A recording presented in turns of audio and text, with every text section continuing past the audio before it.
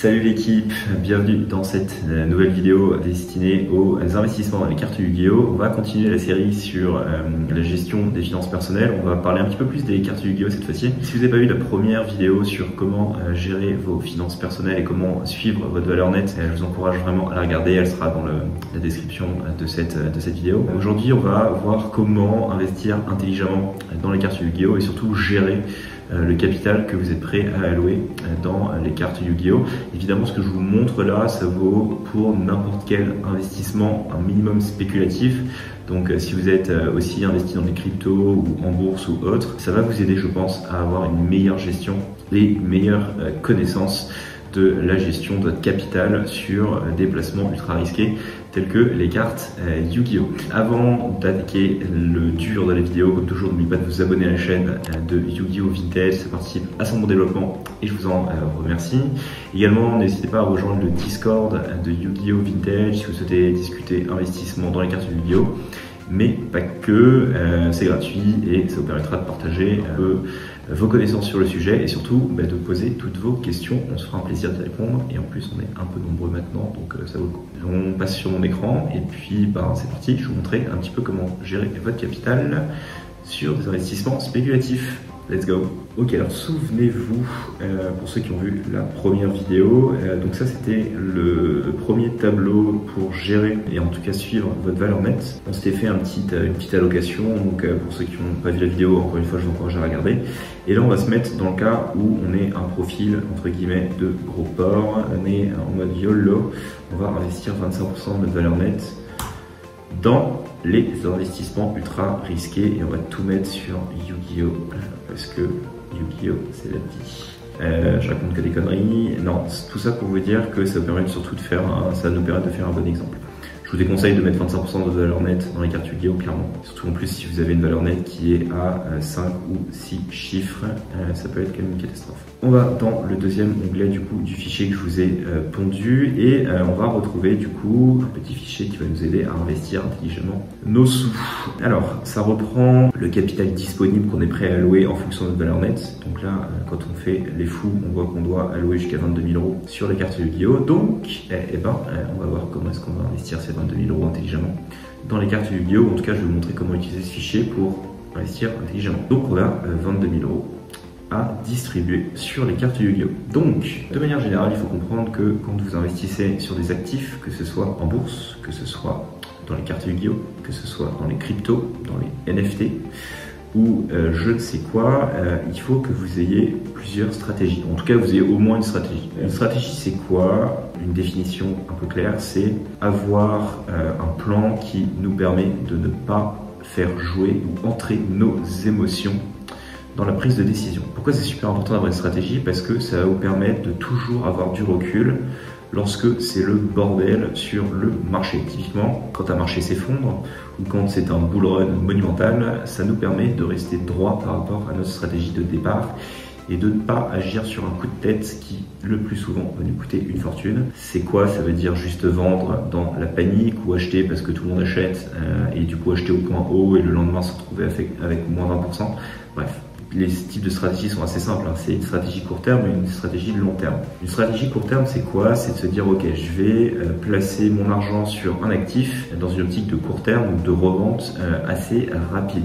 Court terme, c'est quoi? Ça peut être un placement une semaine, 2 semaines, max 1 mois, 2 mois. On pourrait mettre une troisième case qui est moyen terme, hein, si vous êtes sur un horizon de placement à 3 à 6 mois. Et ensuite, on a du long terme qui est de se dire, de toute façon, j'achète cet actif parce que je vais le garder pendant plusieurs années. Et donc, je m'en bats les couilles de savoir s'il fait plus 20% ou moins 50% sur un mois. Je m'en fous parce que de toute façon, pour moi, c'est un actif qui prendra de la valeur sur le long terme. C'est typiquement quand vous investissez en bourse, sur des fonds ou sur des actions dans un objectif de dividende ou autre. Vous en foutez que le stock il fasse moins 20%. Vous voulez juste prendre vos dividendes tous les ans. Et de toute façon, vous savez que sur 20 ou 30 ans, le stock devrait monter si vous n'avez pas acheté des conneries. Donc ça vous permet, comme pour la valeur actuelle, de se dire ok, aujourd'hui je vais mettre 80% de mon bazar, donc mes 22 000 € sur des placements long terme et je vais mettre 20% en mode YOLO, en mode trader, en mode Jordan Belfort sur les cartes Yu-Gi-Oh! Et là ça va clairement être de la spéculation où je vais essayer de revendre assez vite et faire des plus-values. Donc ici, on voit qu'on doit mettre 4 000 € sur des conneries et 17 000 € sur des placements un peu plus long terme. Donc ça vous permet ensuite de suivre exactement ce que vous devez faire et voir que vous n'investissez pas trop sur des mauvais placements. Ensuite, ici, vous avez deux onglets qui vont être du coup vos placements à long terme et vos placements à court terme. Donc typiquement, si vous devez placer 17 600 € sur du long terme, là ici, vous allez venir chercher des actifs que vous pensez bon de garder sur du long terme. Donc ici j'en ai mis deux, ça va être quoi? Ça va être par exemple acheter un dragon blanc aux yeux bleus, LDD, première édition française. Il y a quand même peu de chances que ça se casse la gueule, même si c'est du très spéculatif. Et même si ça devait se casser la gueule, comme vous êtes sur des placements long terme, vous savez que si vous voulez acheter par exemple 750 € et que vous avez un objectif de 200 €, de 2000 € sur 5 à 10 ans, vous en foutez que le marché se casse la gueule. En vrai, vous le gardez. Pareil, si vous achetez par exemple une boîte de booster Révolution Cybernétique, c'est des items qui sont ultra rares, même si vous les payez 1500 € aujourd'hui. Si vous envoyez une revente à 1000 € dans 3 mois, c'est pas grave, on s'en fout. C'est possible, c'est quasiment certain que ce genre de boîte-là va prendre de la valeur sur des horizons à 5 ou 10 ans. Voilà, bref, ça vous permet de savoir combien vous avez investi sur des placements long terme. Lorsque vous suivez votre prix actuel, donc quand vous dites voilà, j'ai acheté 750 €, tiens, il est passé à 675. Ici, vous avez votre PNL, Profit and Loss, savoir où vous en êtes dans votre investissement. Et ici, je vous ai fait des petites fonctions, juste en mode, ouais, on est intelligent et tout, c'est bon. C'est juste de se dire, ok, vous avez des objectifs de revente, par exemple, sur du long terme. Par exemple, vous dites, voilà, je vais acheter ce dragon blanc aux yeux bleus, et de toute façon, pour moi, c'est un placement long terme. Par contre, je suis prêt à le vendre à partir du moment où il a pris 30%. Du coup, vous attendez qu'il monte à 30% et vous savez que vous êtes sur du long terme. Par contre, vous dites, le problème, c'est que si vraiment il se casse la gueule et que j'ai fait un mauvais investissement et ça arrive, je voudrais quand même limiter mes pertes. Donc si mon prix actuel baisse de 25% par rapport à mon prix d'achat, je vends. Je vends, ça me permet quand même de limiter mes pertes, sauf si vous êtes quasiment sûr que le prix de votre carte ou de votre booster va monter. Donc en gros, ici, en général sur du long terme, on peut accepter d'avoir même des losses en fait jusqu'à 50% parce qu'on s'en fout. On s'en fout, on veut juste le garder sur du long terme et c'est tout. Même si ça perd 50% de sa valeur, même 70% de sa valeur. Typiquement, si vous faites l'analogie avec les cryptos et que vous croyez dur comme fer dans le Bitcoin, dans l'Ether ou je ne sais quoi, que ça fasse moins 50%, on s'en fout. Bref, ici encore une fois, ça dépend de vos objectifs. Pareil ici, on a le court terme. Et alors là, le court terme, il est un petit peu plus tricky. Pourquoi? Parce que là, vous devez vraiment vous fixer des objectifs de court. Et pour le coup, il faut que vous vendiez quand ces objectifs sont atteints. Ce qui est important ici, c'est de voir si vous êtes un bon trader. Trader, c'est un grand mot. Dans le sens où vous devez suivre l'ensemble de vos investissements et suivre un peu vos positions et surtout revendre au bon moment. Quand vous êtes sur du court terme, vous devez vous assurer que vous allez vendre au bon moment ou alors limiter vos pertes si vous êtes planté. Donc là, pareil, imaginons que vous avez investi, je sais pas, dans un illusionniste d'effet Starlight Rare, vous l'avez payé 250 balles. Vous avez investi dans une boîte fantôme du passé, vous avez payé ça à 79 balles. Pareil, ici vous vous dites, en vrai, moi j'ai envie de faire des trades sur du court terme, mais d'en faire le plus possible et avoir le plus de fois raison. Donc en fait, je vais revendre, par exemple, dès que mes trades ils font 10%. Donc ici, là, la petite fonction vous dit, il faut vendre. Donc si le prix actuel est passé à 280 et ici le prix actuel de la box est passé à 101, en gros, vous avez fait au plus 10%, il faut vendre. Et en fait, vous faites des trades gagnants. N'oubliez pas que dans l'investissement, il n'y a pas de petit profit. Si vous avez acheté 100 € un item, vous l'avez revendu 105 €, vous avez gagné 5 balles, mais ça reste positif. Il vaut mieux ça que rester sur des investissements sur lesquels vous ne savez pas quand vendre, vous n'avez aucune stratégie encore une fois, et donc vous faites n'importe quoi. Pareil sur les pertes.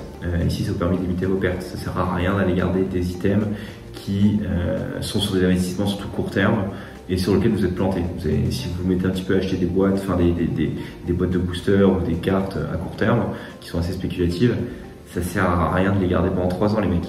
C'est du court terme.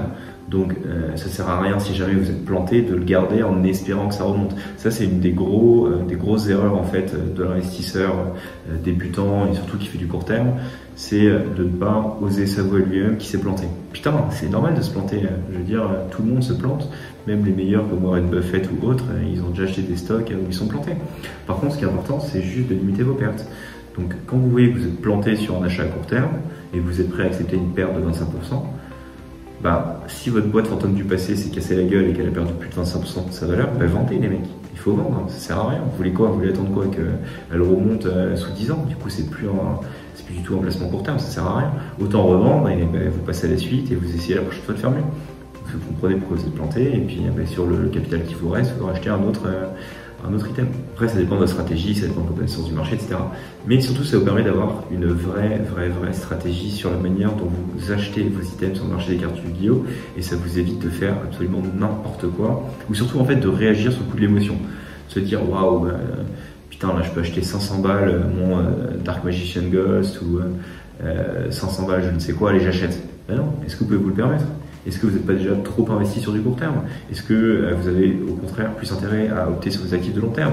Est-ce que vous êtes sûr, vraiment certain que l'actif que vous êtes en train d'acheter va vraiment prendre de la valeur sur le long terme si vous êtes dans une perspective de long terme? Voilà, c'est des arbitrages, c'est à vous de voir. Dernier onglet, c'est sur du coup juste le trading. Si vous êtes sur du court terme, principalement, ça vous permet de voir où vous en êtes. C'est important de se dire et surtout d'avoir un suivi précis de ce que vous gagnez. Est-ce que vous faites des bons choix ou est-ce que vous êtes planté? Et du coup, quand vous faites le bilan chaque mois un peu de vos investissements à court terme et long terme, ça vous permet de savoir si vous êtes bon ou pas. Il ne faut pas se voiler la face dans l'investissement. Ça ne sert à rien de jouer juste à la loterie, d'acheter des trucs par hasard, de rien suivre et juste de faire n'importe quoi. Donc ici, à chaque fois que vous faites ce qu'on appelle un trade, vous mettez ce que vous avez acheté, le montant de l'achat, le montant de la vente, et est-ce que vous avez gagné de l'argent ou pas. Ça vous permet de savoir où vous en êtes juste dans vos achats. Donc là j'ai mis des chiffres à titre indicatif, mais ça permet vraiment d'avoir une meilleure vision de votre investissement et de ne pas faire des conneries de mec.